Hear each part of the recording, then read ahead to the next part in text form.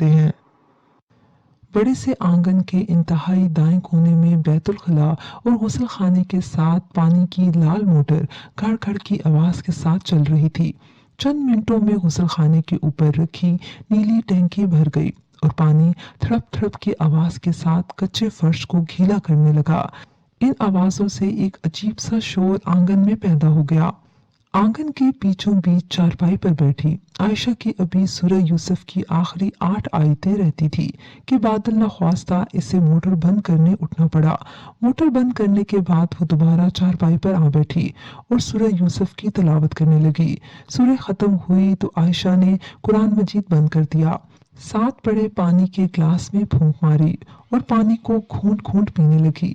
सूरह यूसुफ की फजीलत पर इसे पूरा यकीन था, इसीलिए तो अपने और अहमद के बेटे होने की ख्वाहिश को पूरा होने का भी इसको यकीन था। कुरान मजीद अंदर कमरे में रहल में रखने के बाद इसने एक बार मोहब्बत पाश नजरों से अपने बड़े हुए हामला पेट को देखा और मुस्कुरा दी। अहमद के आने का वक्त हो चला था, इसलिए वो बावर्ची खाने में चली आई और रोटियां पकाने की तैयारी करने लगी। अहमद और आयशा की शादी को पूरे 10 साल होने वाले थे। आयशा इस दौरान 5 बार हामला हुई थी, 3 बार बेटियां पैदा हुईं, एक बार हमल गिर गया और अब की बार भी हमल को 6 महीने होने को आए थे। गांव की सबसे बूढ़ी और सबसे ज्यादा जहांदीदा खातून ने इसे सचकी तक सूरह यूसुफ की तिलावत की तलकीन करते हुए कहा था, कुरान मजीद में हमारी हर मुश्किल का हल मौजूद है। जब मेरा बेटा जाहिद होने वाला था तो मैं सूरह यूसुफ पढ़ती थी। इस तरह जब जाहिद बाप बनने वाला था तो इसकी बीवी को भी मैंने सूरह यूसुफ पढ़ने को कहा, तू भी यही पढ़ा कर, इंशाल्लाह तेरा बेटा होगा। और जब से इस खातून ने आयशा से ये कहा था तब से अब तक वो दिल जमी से सूरह यूसुफ पढ़ रही थी। अहमद एक साबिर शाकिर मर्द था। ये अंदरूने सिंध के रहने वाले थे। गांव के तमाम लोग अहमद की इज्जत करते थे। एक मुरब्बे के लगभग जमीन इसे अपने वालिद से विरासत में मिली थी, जिसमें गुजरे सालों के साथ इजाफा हो रहा था। आयशा अहमद की दूसरी बीवी थी। पहली बीवी शादी के पहले साल ही हैजे का शिकार होकर चल बसी थी। सिंध के इस दूर दराज गांव में तिबी सहूलियात ना होने के बराबर थी, इसलिए शरह अमवात भी ज्यादा थी। अल्ट्रासाउंड से 5 महीने में बच्चे के जिन्स का तयन हो जाता है। इस बात से भी लोग करीब करीब नाआशना थे। वक्त तेजी से बीत गया और ज़चगी की तकलीफ दे मराहिल से गुजरने के बाद जब आयशा के कानों से नौमौलूद के रोने की आवाज़ टकराई तो वो ममता के मोहब्बत भरे एहसास से सरशार हो गई। आने वाला बेटा था, लेकिन दाई की आंखों में हैरानी थी और जब आयशा ने बेटे को देखा तो इसकी चीख ही निकल गई। इसका बच्चा अजीब शक्ल सूरत का था। चेहरे पर आंखें एक दूसरे से दूर और कानों के बहुत करीब थी। नाक की जगह सिर्फ 2 नथने थे और ऊपर वाला होंठ भी कटा हुआ था। बाजू सिरे से थे ही नहीं, कंधे से उंगलियां जुड़ी हुई थी। आयशा जोर जोर से रोने लगी। दाई ने बाहर आकर मुबारकबाद देने की बजाय मायूसी से कहा, खुदा की मर्जी यही थी। बेकरार सा अहमद अंदर कमरे में आया। रोती हुई आयशा को देखकर इसका दिल धड़कने लगा और बेटे पर नजर पड़ी तो वो ठटक कर रह गया। फिर वो संभला और आयशा को तसल्ली देते हुए बोला, सब्र कर आयशा, अल्लाह ताला की यही मर्जी थी, तू गम न कर। आयशा को दिलासा देते हुए इसने ये बात अपने आप को भी समझाई थी। दिन गुजरने लगे। आयशा ने हथेली पर टल्कम पाउडर डालकर इसे अच्छी तरह मला और फिर असद के चेहरे पर और सीने पर और पुष्ट पर आहिस्ता आहिस्ता मलने लगी। आंखों में सलाई भरकर सुरमा डाला, सफेद लॉन का पजामा पहनाया और झूले में डालकर झूला झुलाने लगी। शुरू शुरू में आयशा का ख्याल था कि इसे असद से नफरत है, लेकिन इसका ख्याल गलत था। इसे असद से मोहब्बत थी जो हर गुजरते दिन के साथ बढ़ती जा रही थी। असद को देखते ही इसकी ममता खुद ब खुद जाग गई थी और वो असद को चटाचट चूमने लगती। अब तो इसे इस बात की भी परवाह नहीं थी कि असद इंसान का बच्चा नहीं लगता। असद इसका बेटा है, असद इसका बेटा है। बस यही एक ख्याल जहन को घेरे में लिए रहता कि कुछ और सोचने की फुर्सत ना मिलती। असद की परवरिश आयशा के लिए मुश्किल साबित हो रही थी। इसकी तीनों बेटियां अपनी उम्र के पहले साल में बहुत कम बीमार हुई थी, लेकिन असद तो आए दिन बीमार रहता था उल्टियाँ, दस्त, बुखार और ना जाने क्या क्या जान ही ना छोड़ता। वो कभी गांव के वाहिद डॉक्टर साहब से दवा ले लेती, तो कभी अपनी माँ और सास के बताए हुए टोटकों पर अमल करती, और जो थोड़ा बहुत अफाका होता इस पर शुक्र करती।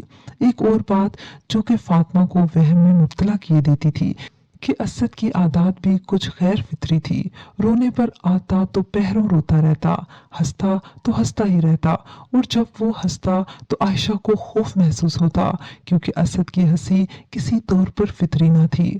आयशा ने इस बात का तस्करा अहमद से भी किया, और जब एक मर्तबा असद काफी देर अकेला लेटा हंसे जा रहा था, तो आयशा ने अहमद को भी दिखाया था। अहमद ने कुछ देर हंसते हुए असद को गौर से देखा। अजीब तो इसे भी लगा, लेकिन इसने ज्यादा तवज्जो न दी। नेकबख्त, तू क्यों फिक्र करती है? जैसे हमारा बेटा दूसरे बच्चों से अलग है, इसी तरह इसकी आदतें भी अलग हैं। आयशा की सास ज़किया बेगम एक समझदार और मुअम्मर खातून थी। असद की आदतें इसे भी परेशान करती थी। काफी अरसा वो कुछ कहने से गुरेजा रही, लेकिन एक दिन इन्हें कहना ही पड़ा। देखो बेटी, जो बात मैं कहने वाली हूँ, इस पर नाराज ना होना। असद मेरा भी पोता है। इतना कहकर आयशा की सांस खामोश हो गई, और सर झुकाकर बैठी आयशा ने सर उठाकर अपनी सास को देखा था। ज़किया बेगम ने कुछ बोलने से पहले एक लंबा वक्फा लिया था। मुझे लगता है असद पर किसी शय का साया है। मेरा मतलब है किसी जिन का। आयशा अपनी सास को बस चुपचाप देखती रह गई। ज़किया बेगम और भी बहुत कुछ आयशा को बता रही थी और समझा रही थी, जिसका मकसद यही था कि जिन्नात की मखलूक भी खुदा की बनाई हुई है, जो अपना वजूद रखती है, और इनके ख्याल के मुताबिक असद पर किसी जिन जाति का साया था। वो कोई शरीर किस्म की नहीं, और ना ही वो असद को कोई नुकसान पहुंचाना चाहती थी। आयशा चुपचाप सास की बातें सुनती रही, अलबत्ता उठने से पहले इतना कहा कि इस बात का जिक्र किसी से मत कीजिएगा। शुरू में तो आयशा सास की बातें झुठलाती रही, लेकिन फिर असद की गैर फितरी आदत ने इसे भी शक में मुब्तला कर दिया, और इसी शक के हाथों मजबूर होकर आयशा बिना किसी से कुछ कहे सूरह जिन और सूरह नास पढ़ पढ़कर घर भर के कोने खदरों पर फूंके मारने लगी, और असद के गले में भी एक लॉकेट डाल दिया जिस पर अल्लाह का नाम लिखा हुआ था। 2-3 हफ्ते गुजरे होंगे कि साथ वाले गांव से अहमद की खाला जैतून बेगम बहन से मिलने के लिए आ गई। आयशा की सास भी बहन के आने से बहुत खुश हो गई थी। अब तो बरामदे में बिछे तख्त पर दोनों बहनों की लंबी लंबी नशिस्तें होने लगी। जैतून बेगम रोबदार शख्सियत की हामिल थी।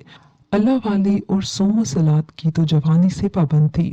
इनके बारे में मशहूर था कि किसी जमाने में जिन भी इनके ताबे थे, अलबत्ता वो खुद इस मौजू पर बात नहीं करती थी। असद की पैदाइश से पहले एक बार आयशा ने इस बारे में अपनी खाला सास से पूछने की कोशिश की थी, लेकिन जैतून बेगम ने इसे झड़क कर खामोश करा दिया था। अपनी आमद के 5वें दिन जैतून बेगम ने ज़किया बेगम की मौजूदगी में आयशा को अपने पास तख्त पर बिठाया और राजदारी से बोली, असद पर एक जिनजादी का साया है, मगर तू परेशान ना हो। वो जिनजादी असद से बेहद मोहब्बत करती है। वो इसे अपना बेटा समझती है और एक माँ की तरह प्यार करती है। असल में इस जिनजादी के साथ भी असद जैसा ही मसला है, लेकिन तू फिक्र न कर, वो असद को कोई नुकसान नहीं पहुंचाएगी। तू जो चुपके चुपके सूरह जिन और सूरह नास पढ़ती है, इसे खुल्लम खुला पढ़ा कर, डरने की कोई बात नहीं।